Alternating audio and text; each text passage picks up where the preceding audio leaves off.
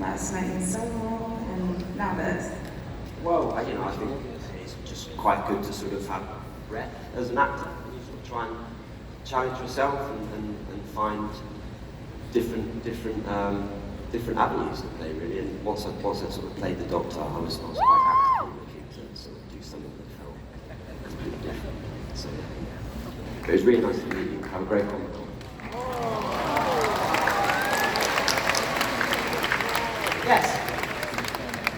Hi, my name is Ron, and my question is for Mr. George R. Martin. Will we see you in a cameo?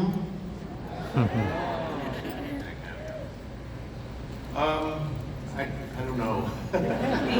I mean, for the last couple of years since COVID hit, I've hardly left my house. I've been, trying to stay away from COVID, and also, you may not know, but there's this book that I'm writing. It's a little late.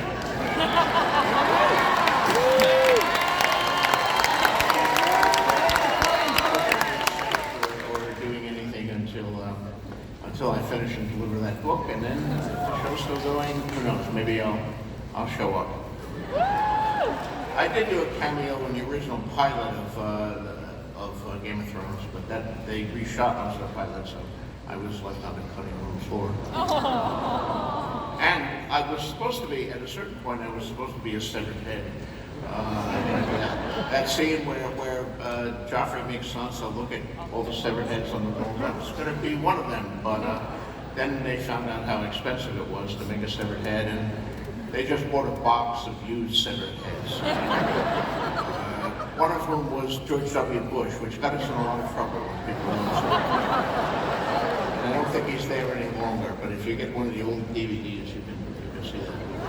I know. Who knows? Maybe I can yet become a severed head at some point. George, I know a guy. I think I can get you on the show. You're welcome anytime. George, thanks so much for leaving your home to be with us here today.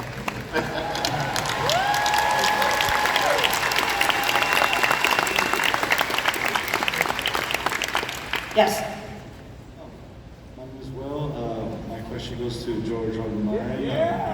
What was the most difficult piece of, say, this story that was hard to adapt onto this show? Well, it is a very hard story to adapt because it's very long and it's very complicated, and there are many, many characters in it, and so Ryan had quite a challenge there in adapting it. I don't know, what was the hardest part to adapt? I mean, that's a great question. It's a really interesting challenge because it is not a traditional novel. It's not written in prose. It's a history book, as George calls it, a fake history.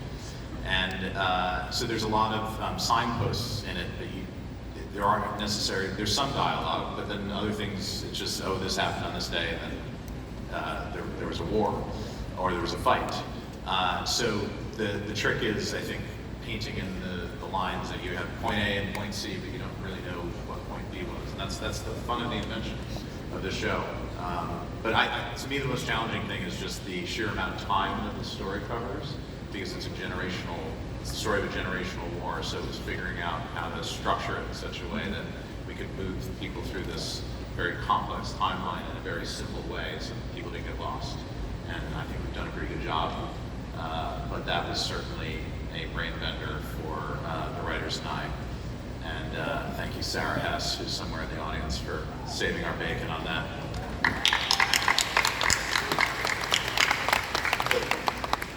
The challenge with anything as big as Fire and Blood or the Game of Thrones and the sequels before that is there's always this tendency to simplify. Oh, there are too many characters. And when Game of Thrones first came out, some of the reviews were people who were professional television reviewers. So many characters, I couldn't keep track of them, But people did learn to keep track of them. I don't want to underestimate the intelligence of the audience or the readers. You can keep track of them. You don't have to combine characters and eliminate characters. The audience is more sophisticated than sometimes people making television assume, and that's one of the great things about working for HBO is that they're willing to tackle things that are a little more challenging than you would get at the over-the-air network or something.